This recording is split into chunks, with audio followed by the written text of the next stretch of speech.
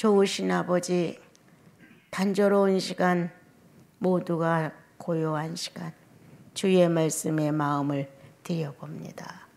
산만했던 하루도, 이렇게 저렇게 얽혔던 하루도 다 가고 이제 조용히 앉아 우리들의 모든 오감이 주님을 향해 고요해집니다.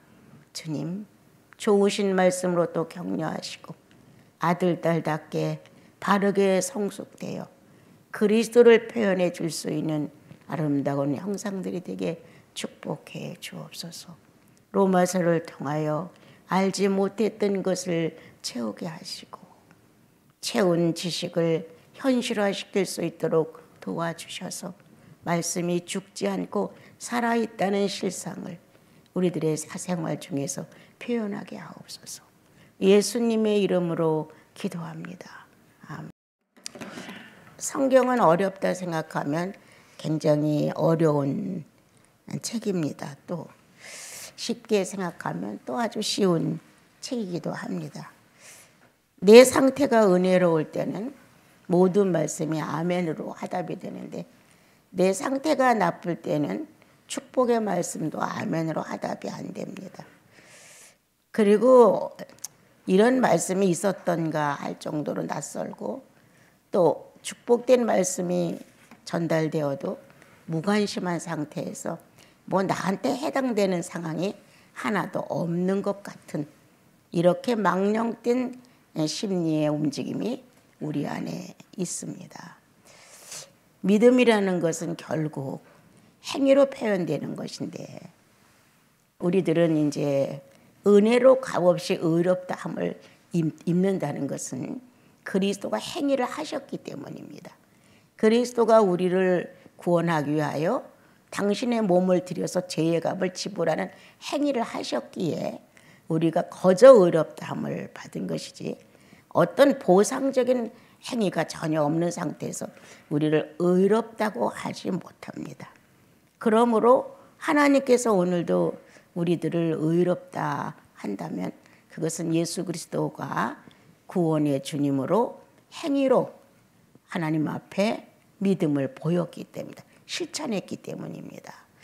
오실 메시아를 기다리던 구약 성도들에게는 예수 그리스도가 오실 거라는 것을 믿음하면서 하나님의 자녀로서의 말씀을 받아서 잘 살아가는 것이었습니다. 그러나 이제 약속의 예수 그리스도가 오심으로 인해서 나와 여러분은 이제 그 예수를 믿음으로 예수 그리스도가 행위해 놓은 것을 축복으로 받는 사실이 됐습니다. 그래서 이제 나와 여러분은 늘 예수 그리스도가 고마운 거예요. 감사한 거예요. 그분이 해 놓으셨기에 그분이 그 많은 고난을 다 받아들이시고 다시 죽음에서 부활하셨기에 이렇게 예수 그리스도가 해 놓으신 공적에 의해서 나와 여러분이 의롭다함을 받았지 이런 분이 없었다면 아무리 하나님을 믿는다 해도 의롭다함을 받기란 어려웠을 것입니다. 사람은 그렇게 근본적으로 진노의 자식이었기에 그냥 의롭다함을 인정받기란 참 어려웠습니다. 그런데 요행이도 하나님이 하신 일 중에 아주 참 하나님답게 하셨습니다라고 말씀을 드릴 수 있는 것이 하나 있다면 이건 내 개인적 신앙이에요. 우리 안에 기본적으로 하나님을 찾을 수 있는 근본을 넣으셨다는 거예요. 그래서 우리가 죄인이 되었다 할지라도 하나님께서 넣으신 그 자체는 없어지지 않고 아담이 불순종을 했다고 해도 하나님과 함께 현실을 시켰던 에덴 동산에서의 주고받은 교제, 실상을 서로 만났던 현실, 이게 없어지지 않아요. 그 아담의 의식에는 주님의 음성을 들었고 주님과 대화를 나눴고 주님과 동산을 거닐었고 현실이었다는 거예요. 이와 같은 흔적이 아담에게 있는 것까지 없어질 수는 없습니다. 그래서 하나님의 생기가 들어가 형상과 모양을 구체화하고 그래서 모든 의식이 안도 박도 알았다는 거예요. 이러한 주님의 은총을 받고 있던 우리들이 이제 아담의 어떠한 연고로 인해서 죽은 것 같은, 뭔가 전혀 불가능한 것 같은 그러한 존재로 되어 있다 할지라도, 가장 큰 이름 죄인이라는 이름을 받았다 할지라도 하나님 자신이 해놓으신 업적까지 소멸될 수는 없다. 살아서 서로가 의식이 교환되었고 인정되었고 이렇게 교통했던 사실까지 사라졌다고 말할 수 없다. 그러므로 예수 그리스도를 구주로 영접할 수 있는 은혜의 때도 결국은 우리 안에 기본적으로 하나님을 찾는 신적 존재를 갈망하는 근원이 있기 때문이다. 그래서 그 소리를 들으면서 우리는 받아들인다. 그리고 그 소리가 나를 사로잡는다. 예수 그리스도가 구원해 주라는 사실이 긍정이 된다. 참으로 지식도 없었고 아는 것도 없었고 가르침도 없던 아주 낯선 사람이었어, 예수 그리스도가. 그런데도 그분에 대하여 전달을 받을 때 나와 여러분은 뭔가 다른 움직임이 영혼 안에서 움직여지면서 긍정하게 된다. 또 그렇지 않다고 하면, 아직도 예수 그리스도를 만나지 못했다면, 그래도 인간들 내부 안에는 하늘 위에 하나님이라는 어떤 사실을 찾고 있을 수도 있다. 그래서 아마 숱한 종교가 나왔는지도 모릅니다. 이게 하나님일까? 이게 하나님일까? 뭔가 자기 생존의 근원을 찾는 아우성이다.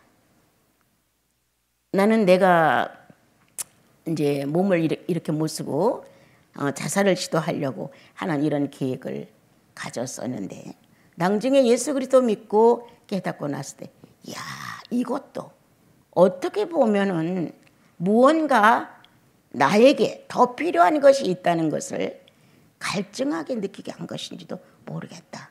그러니까 그 당시에도 정말 신이 있다면 나를 지옥에 보내지 마라. 이런 것, 뭔가 이대로 내가 죽어서 지옥을 간다면 신은 존재하지 않습니다. 이건 너무 불공평합니다. 이런 이제 그 약과 물을 넣고 울었던 그런 것을 내가 되돌아보거든요. 그러면 무언가 영혼 안에는 하나님을 향해서 저항하고 트집을 잡아도 있다는 사실을 근거하고 있다는 사실을.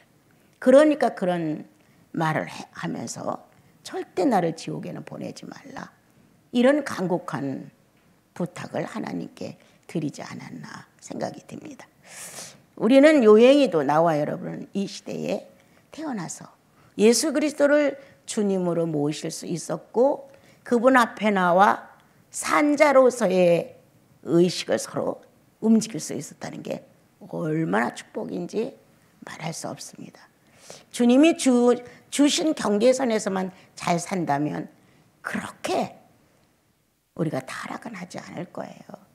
그런데 주님이 주신 경계선보다 더 많이 악착을 떨고 더 많이 하려고 그러고 더 많이 얻으려고 하고 더 많이 앞서려고 하는 이 문제로 인하여 하나님을 더 알고자 하는 지식이 바깥으로 물러나게 되고, 또 정상적으로 내 수명과 내 건강을 지킬 수 있는 선을 넘습니다. 더 그렇게 안 해도 주어진 삶에서 감사함으로 살아갈 수 있도록 우리가 그 은혜를 바로 안다면 그렇게 뇌를 많이 쓸까? 그렇게 마음을 도덕적으로도 타락시킬까?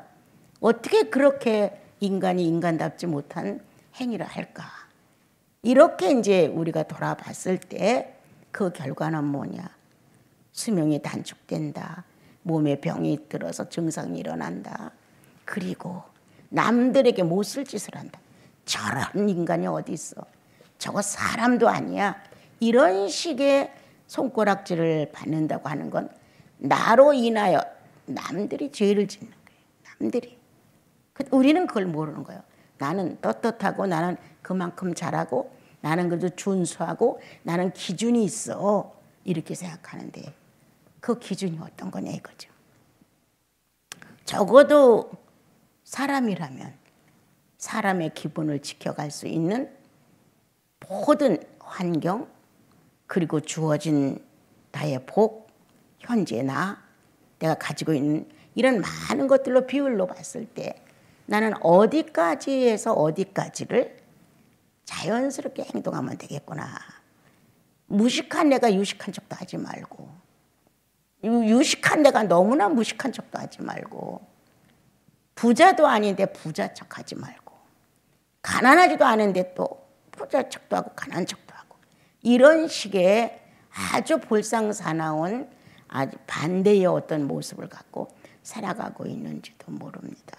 주어진 환경에서 주님이 말씀하신 대로 거기서 감사해. 거기까지가 네 거야. 그래서 이스라엘 민족을 가나안에 들어갔을 때에도 구역을 지정해 줬어요. 여기서 여기까지는 누구네 땅, 여기서 여기까지는 누구네 땅. 그 숫자와 그들의 기질과 모든 걸 다 아신 하나님은 그들에게 맞는 땅을 분배하셨어요. 나는 그렇게 생각하거든요. 아무리 발버둥을 치고 있는 힘을 다해서 살으려고 해도 수고의 대가가 다 이루어지지 않는 소리 허다하다는 것. 또한 우리가 엄청 건강하고 따져도 수명은 하늘에서 정해진 것. 이러한 모든 것들이 예수인이라면 지각을 사용하여 알게 하신다는 거예요. 거기까지만 네가 해. 더 이상 나가면 경계를 깨트는 것이고 네 육체의 손해가 오고 네 재물의 손해가 오고 네 인격 명예의 손해가 온다.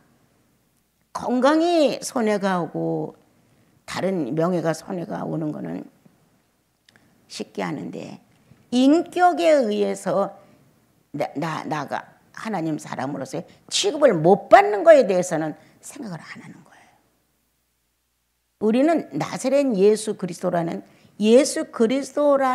명칭을 달고 사는 사람들이잖아요. 그러면 예수 그리스도의 그 명칭이 나로 인하여 어마어마한 손상을 보고 그 이름이 땅에 떨어지고 짓밟혀요. 거기에 대해서는 관심이 없는 거예요. 야, 그 사람 얘 생각 바뀌다. 그렇게까지 행동할 줄은 몰랐어. 그런 말을 했어? 야, 그 정도야? 이렇게 놀란다는 거예요. 기대 밖의 모습을 했다고 하는 것은 경계를 잃어버렸다는 거예요. 예.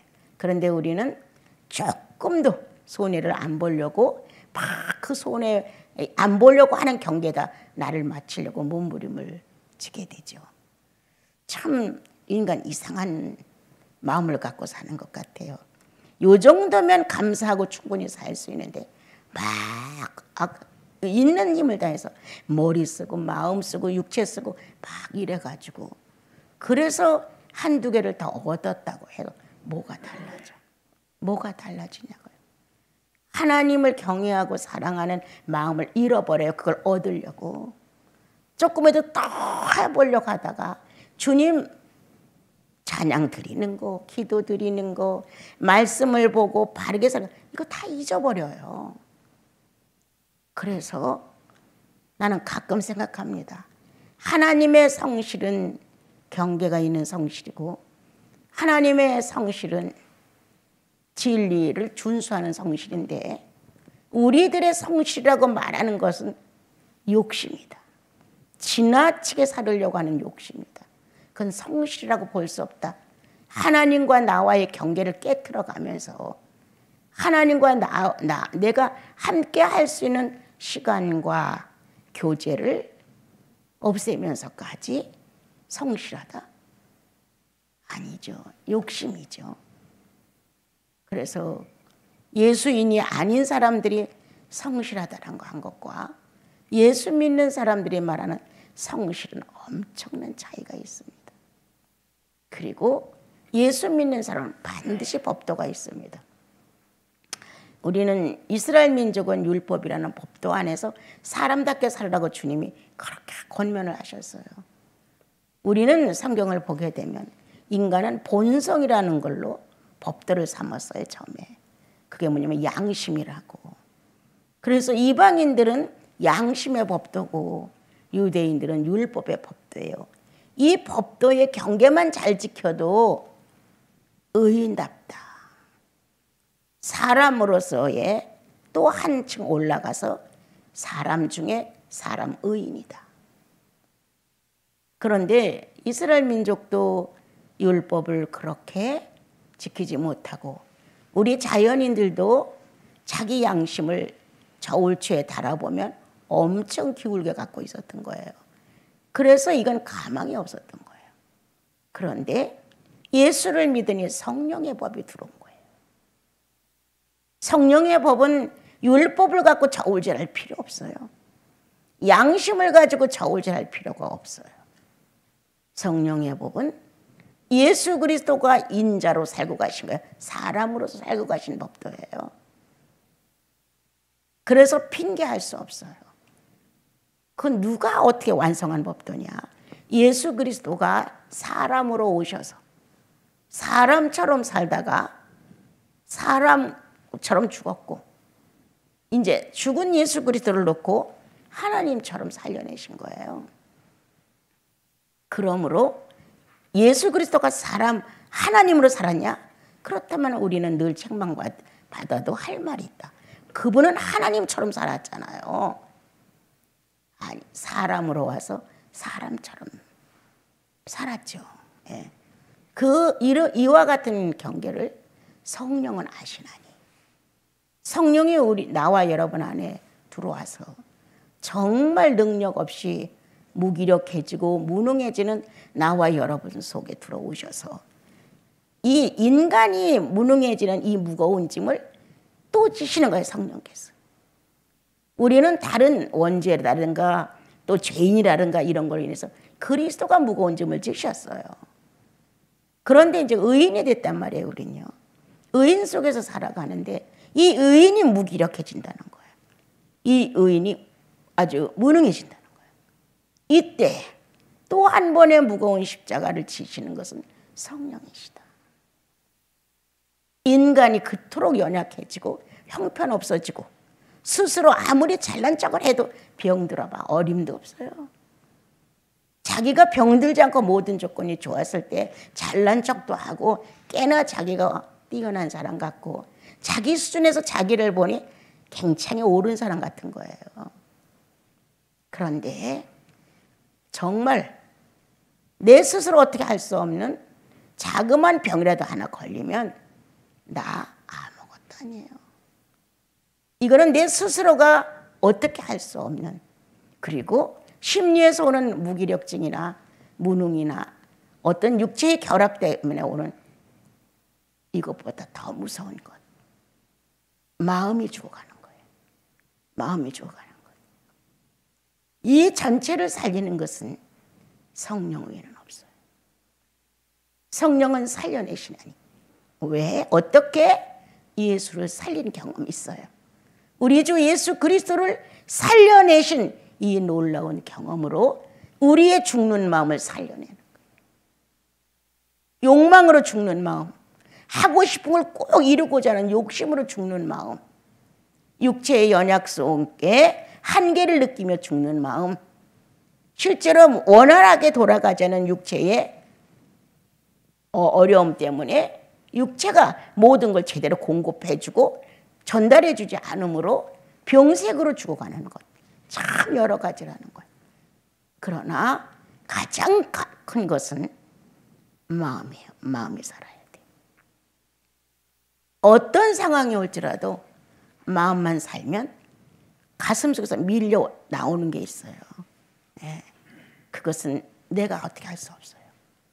그거는 구원받을 때 나를 넌 하나님의 아들이야, 하나님의 딸이라고 딱 인을 친 성령의 역사가 일어나는 것이에요.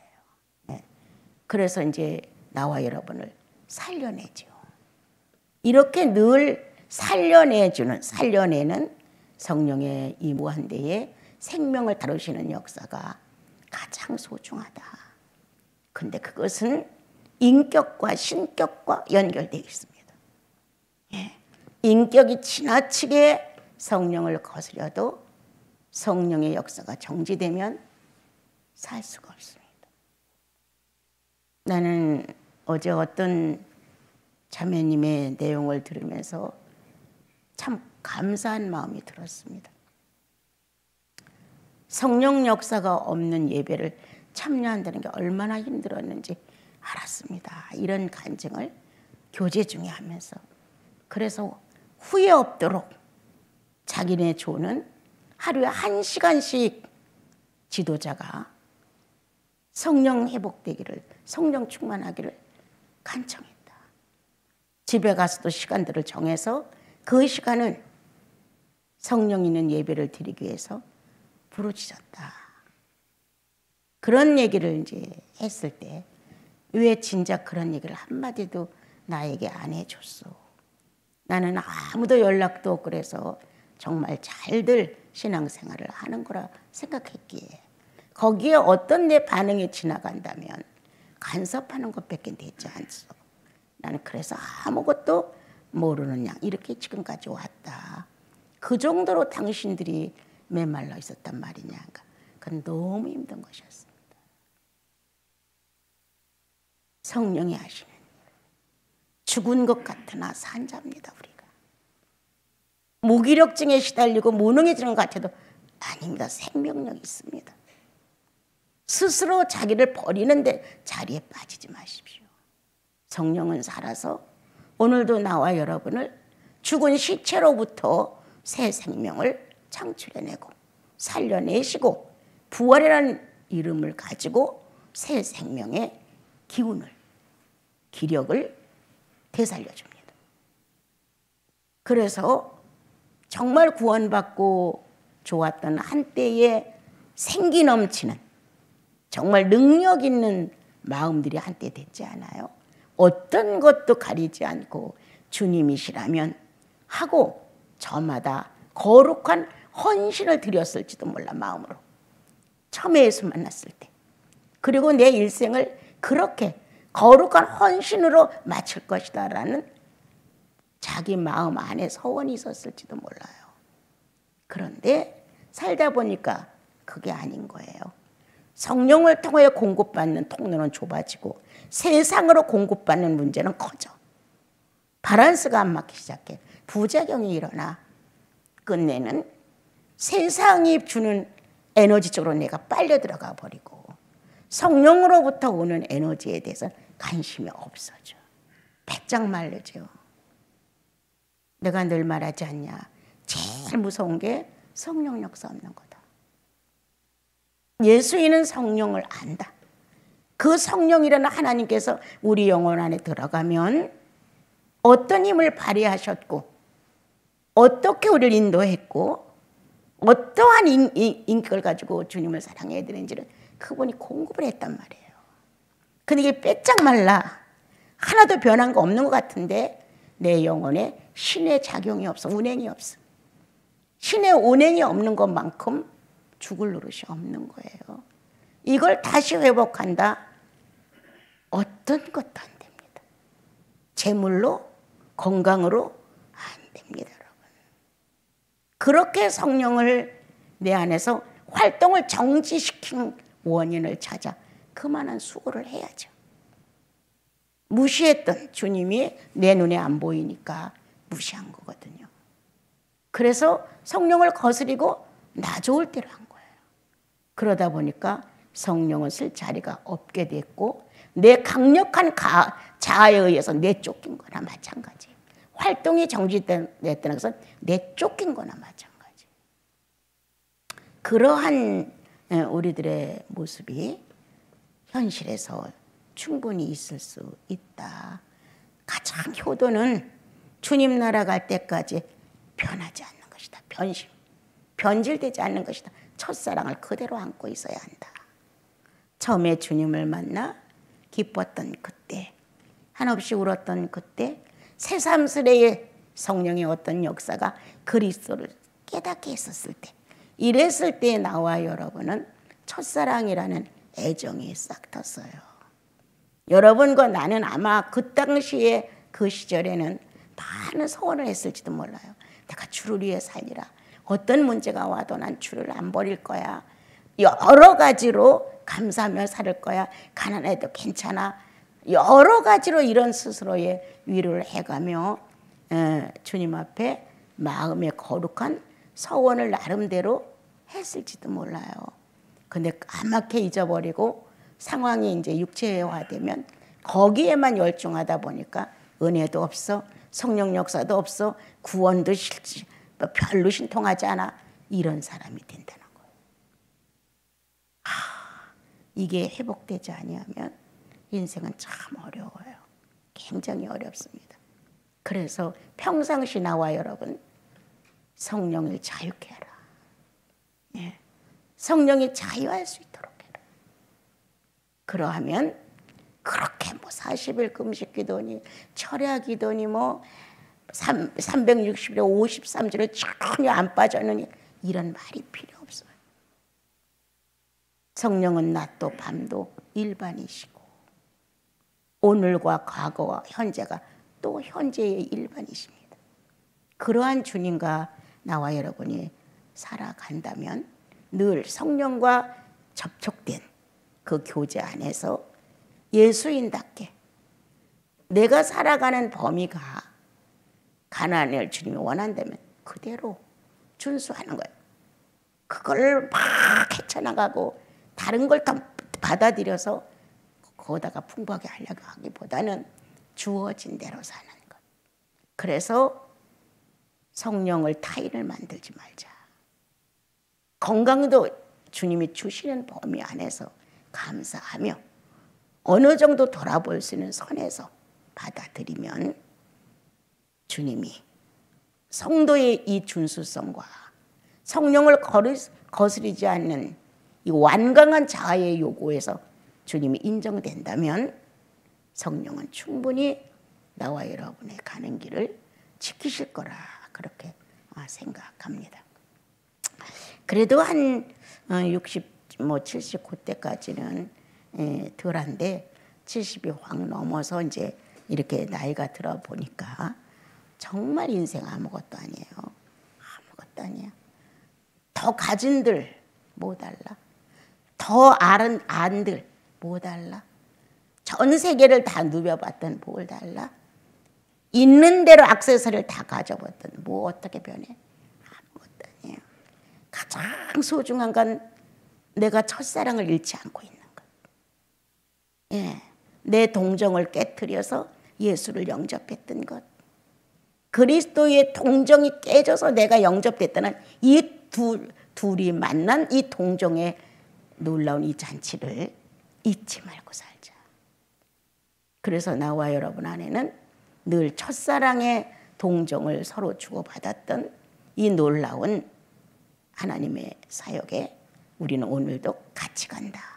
사랑한다고 고백하고 사랑한다는 고백을 받아들이고 그래서 사랑 교환이 쉬지 않고 되어지는 아름다움을 갖는다면 여러분들은 더 나이가 들고 더 쪼글거리고 어떤 소망이 없다 할지라도 내 안에 소망이 큰 거예요. 예수님으로.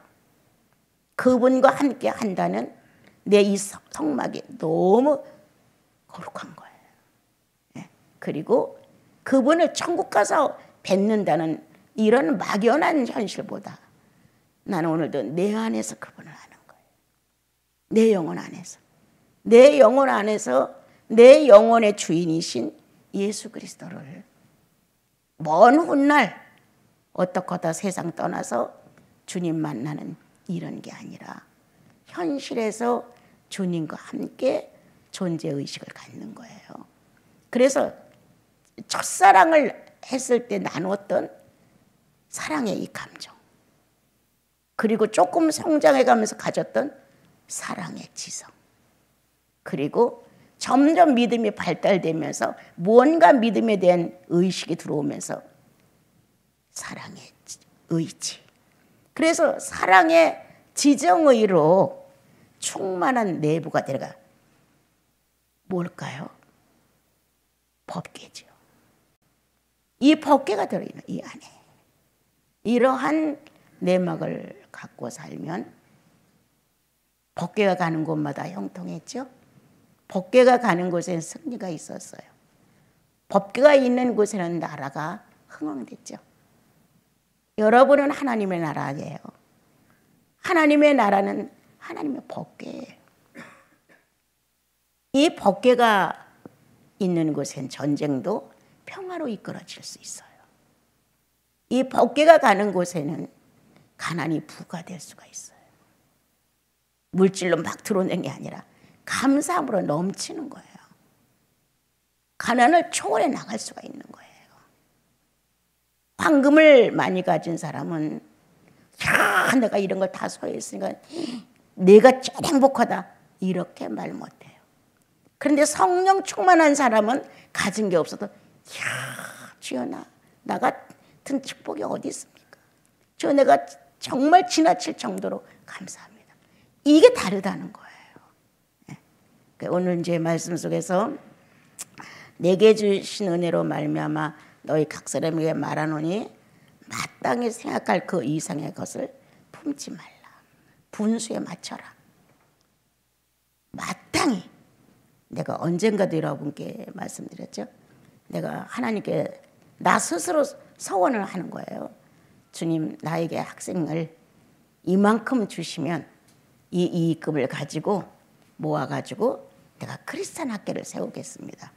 그래서 아주 인재들을 한 20명씩만 해마다 졸업을 시키면서 예수 잘 믿는 그런 아이들을 만들고 싶습니다. 이렇게 기도를 했다니까요.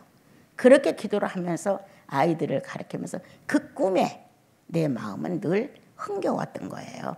그래서 학교 못 다니는 애들을 야간 학교를 그 하루 종일 시달리고 야간 학교를 또 만들어가지고 이렇게 현수막을 내걸고 검정고시반을 만들지 않았겠어요?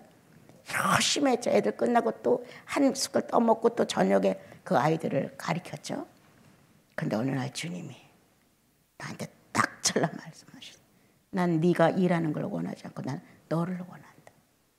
그 말에 그 이튿날로 그걸 뜯어서 버리고 그 아이들에게 용서를 빌고 저녁을 사서 먹이고 헤어지게 되고 다른 학교 정릉교회에서도 야간 학교를 했어요. 그걸로 다 보냈어요. 그 한마디. 나는 너의 일을 원하지 않는다. 나는 너를 원한다. 그때부터 나에게선 일이라는 뭔가 일을 해서 하나님을 기쁘게 해드린다는 이 생각조차가 다 삭제가 돼버려요. 일로 인해서는 아니라는 거. 나를 원한다. 장본이. 나를 원한다. 내가 헌신되면 그만이지. 내가 어떤 걸 해서 하나님을 기쁘게 해드린다는 건 절대 아니라는 걸 깨닫게 됐어요. 오늘 주님은 여기 분명히 말씀하셨어요. 그 이상의 생각을 품지 마. 현재 네 위치가 어떤 거야? 남의 집에 가서 가정부야? 거기에 맞춰서 감사해. 더 이상 내가 저 만화님처럼 저렇게 높은 사람이 되겠다. 이거 아니다라는 거예요. 우리는 너무도 모르는 거예요. 우리 아는 학생 하나가 우리 그 소개를 누가 해줘서 왔는데 고모라고 이렇게 소개를 해서 왔었어요. 그런데 지금은 뭔지 몰라도 그 당시에는 평화당이라는 인쇄소가 있었어요. 그 평화당이라는 인쇄소에서 일을 하는데 왔는데 머리를 길게 늘어뜨리고 그리고 공책을 두꺼운 걸 대학생처럼 탁 끼고 이러고 들어와서 소개를 하게 됐어요. 그런데 나중에 보니까 길에서 봤는데도 또 그런 모습이더라고요. 사실 초등학교밖에 안 나왔는데 모든 인물이나 이런 게 좋으니까 대학생이라고 거짓말을 시키니까 그 평화당에 가서 그 인쇄소에서 일하는 그러한 여자였어요. 그런데 그 사실을 알게 된 거야, 딴 사람들이. 그래가지고 완전히 돌림이 된 거예요. 저거 인간도 아니야. 저 거짓말쟁이야. 지까짓게 무슨 대학교를 나와서 막 이렇게 된 거예요. 그때 나는 그거를 바라보고 근데 그 먼 훗날에 서울 가서 그 사람 또 봤던 게 길에서요. 이야, 이 가짜라는 거 정말 아무것도 아닌 속이 텅텅 빈 걸 붙들고 초등학교 나왔으면 그냥 딱 국민학교 나왔어요. 했으면 좋은데 대학생처럼 그렇게 뻔내게 하고 다니다가 그게 이제 이렇게 발각이 되니까 문제가 엄청나게 큰 적이 있었어요.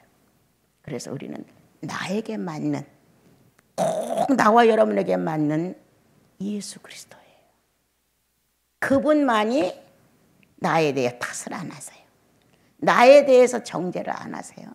그분만이 나보고 너는 왜 이렇게 못 배웠어? 너는 왜 이렇게 가난해? 너는 왜 이렇게 병신이야? 이런 말 절대 안 하시는 거예요. 나에게 꼭 내 수준에, 현재 내 수준에 꼭 맞는 예수, 그분이 내 생각의 기준이에요. 여러분, 어느 날 어느 분이 전화를, 옛날부터 좀 알고 있던 분인데 전화를 해가지고 우는 소리를 저에게 했어요. 그래서 왜 그러시냐니까 북한 누구를 뭐 돕는데 이렇게 좀 헌금이 부족해서 그런다고 그러는 거예요. 그걸 왜 집사님이 책임을 져야 되는데요. 그러니까 자기가 그거를 해서 선동을 해서 가져서 보내야 된다는 거예요. 그러면 그만한 실력도 없는데 왜 그거를 구상을 하셨어요. 그러니까 몇 번은 사람들이 헌금을 줬는데 지금은 안 준다는 거예요. 그러면 집사님 돈은 헌금이 안 되었습니까? 내가 딱 잘라 물었죠. 나는 원래 뭐 없어서. 그럼 결국은 그 헌금 갖고 집사님 사시는 거 아닙니까? 이렇게 말했어요. 그러니까 막 얼버무렸었어요. 그래서 헌금을 보냈어요. 얼마 후에 또 전화 왔어요. 이렇게 하지 마십시오. 집사님이 벌 쓰는 범위에서 벌어가지고 선교를 하십시오. 남의 주머니 다 노려가지고 그렇게 하지 마십시오. 주님이 안 보내시면 하지 마십시오. 다른 사람을 통해서 주님은 충분히 하실 수 있습니다. 내가 그렇게 모질게 말을 했는데 다른 데서 또 그렇게 하셨겠죠? 근데 그게 조금 걸렸어요. 조금 더 부드러운 말로 할 걸. 네. 그게 난 너무 싫었던 거예요. 막 우러운 소리를 해가면서 얼마만 있으면 되는데 막 이렇게 동정을 구하는 그 비열함이 난 너무 싫어가지고 아니 왜 당당하게 하지 이런 식으로 하느냐고. 그럼 집사님 돈 없으면 하지 마시라고 이렇게 했어요. 내가 할 수 없는 그것을 남의 주머니에 있는 돈을 노려가면서 이런 구차한 소리를 해가면서 받아내야 돼. 그리고 해야 돼. 그리고 자기네 가족은 그걸로 또 살아야 돼. 내가 번 돈을 좀 헌신을 해봐라. 노력한 거, 땀 흘린 거, 애탔던 거, 무시당했던 거, 경쟁사에서 어려웠던 이렇게 해서 번 돈 그거 헌금해봐라. 남도 줘봐라. 그거 헌금 아니냐.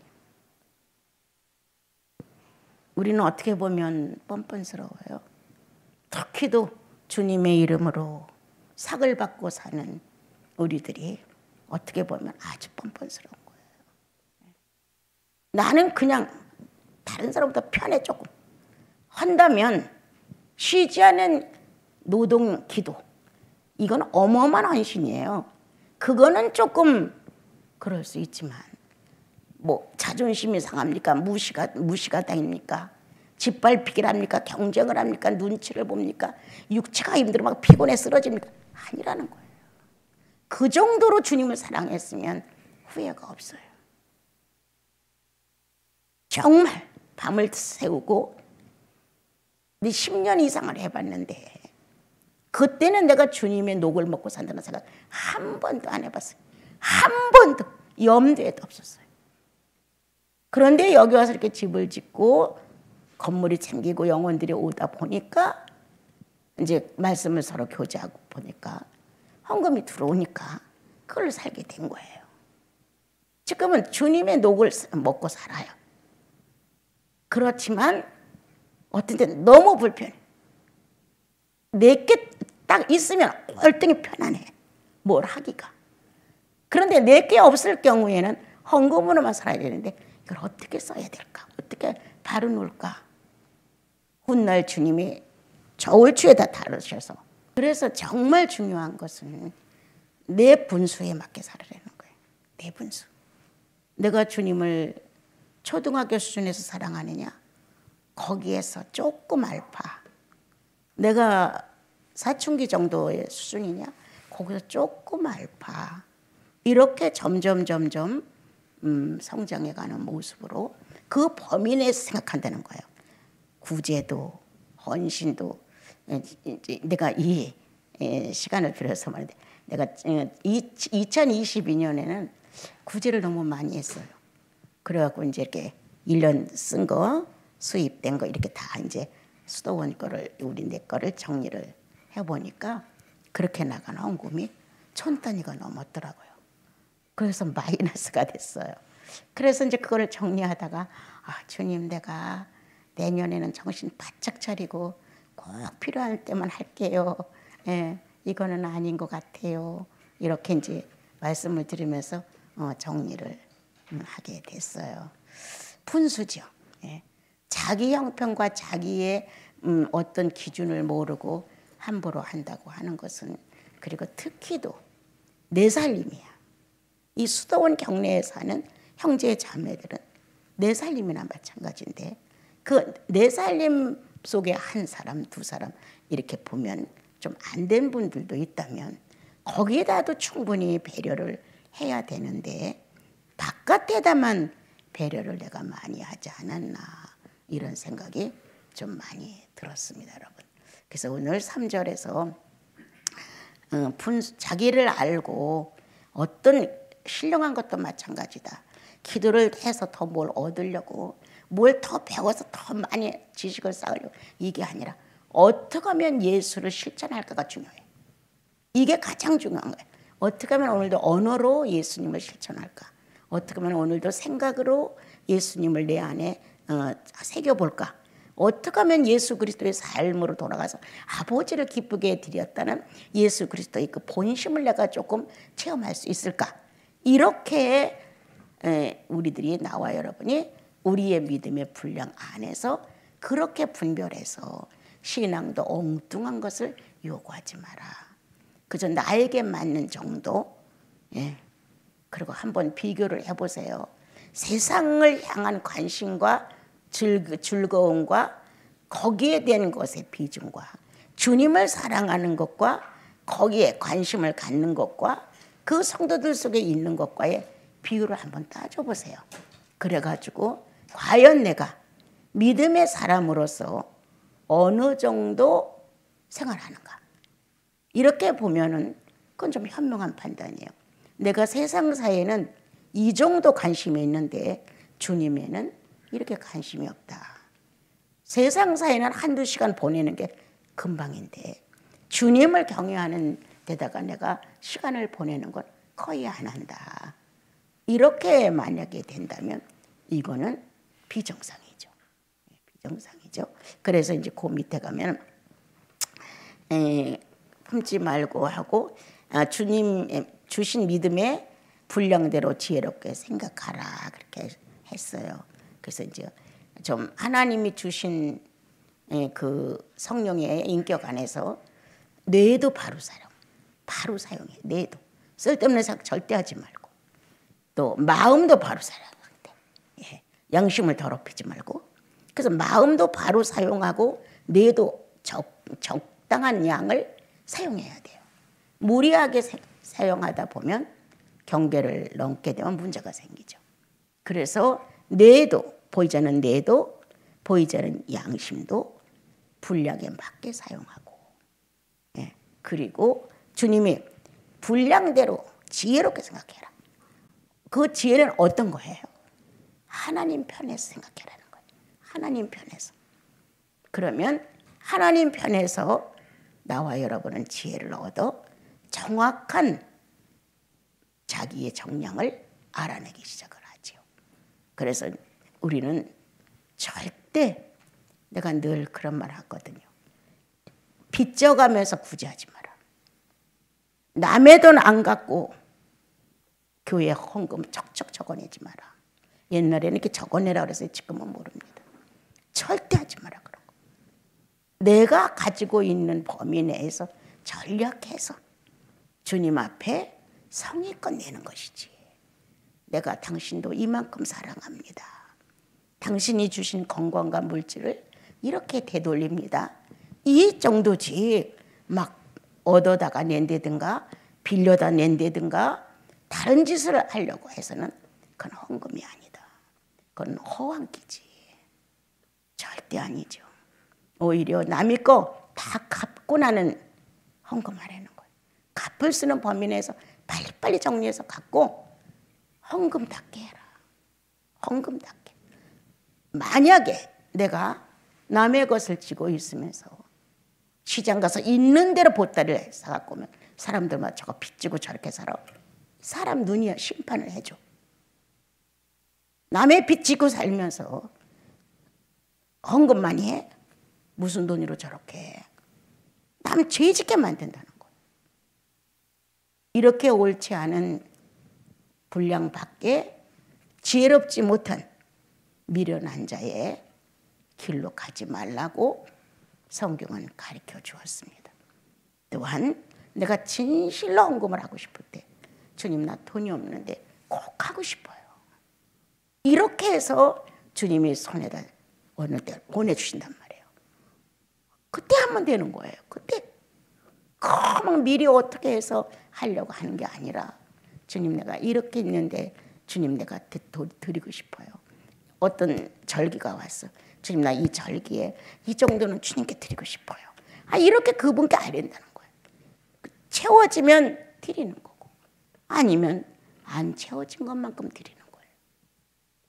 우리는 예수 믿고 법도가 생겼어요. 하나님께서 예수 그리스도를 죄인에게 내준 법도. 난 너무 멋있는 법도라 생각하거든요. 하나님께서 예수 그리스도를 죄 없는 예수 그리스도를 죄를 위해서 내놨단 말이에요. 이 멋진 법도가 있기에 우리들은 예수 그리스도 때문에 지혜롭게 살 수 있어요. 넘치는 지식이 있어요.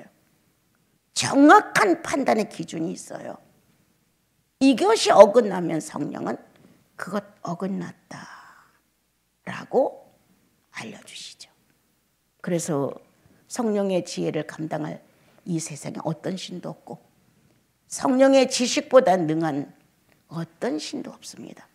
나와 여러분은 최고의 지식이고 최고의 지혜자이신 예수 그리스도를 만나 지금까지 살아오고 있는데 분수에 맞춰서 삽시다. 생각 이상의 내가 가지고 있는 그 어떤 것에 생각 이상의 것을 주님 앞에서 하지 맙시다. 질서 있고 법도 있고 규격 있고 이렇게 분명한 하나님의 이성 안에서 바르게 정리하며 살면 좋겠습니다. 자, 그렇게 해서 먼저 밑으로 4절부터 13절까지가 언제 이 분량을 어떻게 쓸 것이냐, 우리가 그리스도 안에서 어떻게 해야 지혜로운 것이냐. 그래서 쭉 나왔어요. 이건 예수 믿고 나서 분별해 나가는 새로운 피조물의 사생활을 얘기한 거예요. 한 몸의 지체를 가졌으나 모든 지체가 같은 기능을 가진 것은 아니다. 다 틀리다. 사람도 예수 믿고 나서 이 사람 다르고 저 사람 다르고 다 은사가 틀리다 그 말이에요. 그런데 우리에게 주신 은혜대로 은사가 각각 다르니 예언이면 믿음의 분수대로 이게 따라왔단 말이에요. 덮어놓고 예언만 하는 게 아니죠. 믿음의 분수대로 이렇게 나온단 말이에요. 그 방법이 나왔어요. 이 방법이 자기의 실력 준수예요. 내가 예언의 은사를 받았으면 이렇게 해야 되겠구나. 방법이 나왔죠. 그리고 이제 섬기는 일이면 섬기는 일로, 가르치는 일이면 가르치는 일로 지혜가 있다는 거예요. 그럼 각자가 다 나는 가르치는 일을 해, 나는 섬기는 일을 해, 나는 위로하는 일을 해, 나는 성실함이 있어. 이렇게 각자가 다 다른데 이게 예수의 지체라는 것이에요. 그러면 남의 지체 것까지 간섭하지 말라는 거예요. 내가 눈이면 눈 역할만 잘하면 되는데 귀 역할까지 하는 사람을 갖다가 자기가 하는 거야. 잔소리 해가면서. 그래서 전쟁이 일어나요. 귀의 지체는 듣는 일만 잘하십시오. 눈의 지체는 보는 일을 잘하십시오. 이렇게 지체가 분수대로 그리고 분량만큼 일할 것을 주님이 13절까지 정리를 하신 거예요. 성도들의 쓸 것을 공급하며 손 대접하기를 힘쓰라. 이렇게 자기 위치에서 자기의 은사를 분량만큼 잘 사용하는 것은 결국 예수의 몸을 건강하게 만드는 것이다. 예수의 몸이 건강한 거예요. 이렇게 하면서 13절 마지막에는 손님 나그네를 접대해줘라. 나그네에게 편리를 봐줘라. 이렇게 우리에게 성경을 기록하셨습니다. 그래서 여기 이제 4절부터 13절까지는 여러분들이 읽으면서 나는 이런 은사가 있다. 어떤 은사가 이렇게 읽어보세요 한번. 이런 은사가 나에게는 있구나. 직접적으로 딱 등장한 게 아니고 간접적으로라도 괜찮아요. 직접적이고 간접적으로 봤을 때 나는 이런 은사가 있어. 어느 분은 아주 손님 대접하는 게 너무 기쁘대요. 지난번에 오셔서 은사로 알았기 때문에 몇 명이 와도 괜찮대. 밥 해내는 게 막 즐거움이래요. 본인은. 그래서 참 좋은 은사를 가지셨네요. 그랬어요. 그래서 더 에너지가 나온대. 성도들이 와서 식사를 대접하고 먹을 것을 공급하고 나면 충만해진다는 거예요. 그렇게 은사를 사용하고 내가 메마르냐, 은사를 사용하고 충만해지느냐. 여러분들이 이제 은사를 한번 찾아보시고 그 은사가 행해졌을 때 감사와 충만이 있느냐. 기도한 것보다 더한 충만함이 가슴에서 밀려오면서 주님을 높여 그 이름을 높여드리고 찬양하게 되느냐. 이건 틀리죠. 지난날 나와 여러분은 엄청 이기주의라서 기도를 해야만 충만이 오는 걸로 알고 다른 건 별 관심이 없었을 때가 있었을 거예요. 그런데 아니죠. 지금은 그리스도가 존재하는 것만 생각해도 벅차죠. 내가 하나님 나라의 그 가문의 호적에 올랐다는 것만 생각해도 희열이야, 희열. 정말 무식하고 무지하고 인간성 나쁜 내가 예수 그리스도를 만나 성령의 이 부드러움과 온유함과 이 착함을 배워나간다는 게 넘쳐요. 개인의 어떤 그 기질이 성령에 의해서 다루어지고 그리고 굴복된다는 이런 사실이 영혼 안에서 알려질 때 넘치죠. 그 성령 충만은 내 감정하고는 달라요. 완전히 그 자신 자체가 존재성을 확 알려주거든요. 그것이 바로 나와 여러분이 구원받은 자 안에 성령의 운행이고 성령이 내 안에서 형상을 만족시켜 나가는 것이고 그 성령의 일하심이 나사렛 예수 그리스도를 내 스스로가 신하게 되죠. 주님이십니다. 주 예수 그리스도이십니다. 예수님 당신이에요. 이러한 절절한 고백을 받을 만큼 나와 여러분의 인격이 그분으로 충만해지는 것을 우리는 감지할 수 있고 또 다 알아낼 수가 있죠. 그래서 나시린스톤의 성도들 기도하는 시간 많이 짧지만 삶에서 그리스도의 의식으로 충만한 사실을 경험하십시오. 구원받은 이 자체가 정말 얼마나 놀라운 사건인가. 거기로부터 풍부함이 어떤 재산의 수억보다 크다는 사실을 절감해 보십시오. 실제로. 그래서 이제 은사와 함께 성령 충만을 이루라. 은사와 함께 예수의 실존을 형상화해라. 그러면 나와 여러분은 종교인이 되지 않습니다. 뭐 기도해야 된다, 뭐 해야 된다 하지 말라는 게 아니에요. 그렇게 치우치지 않는다. 삶 자체에서 그분의 부활은 그대로 증명되게끔 되어 있습니다.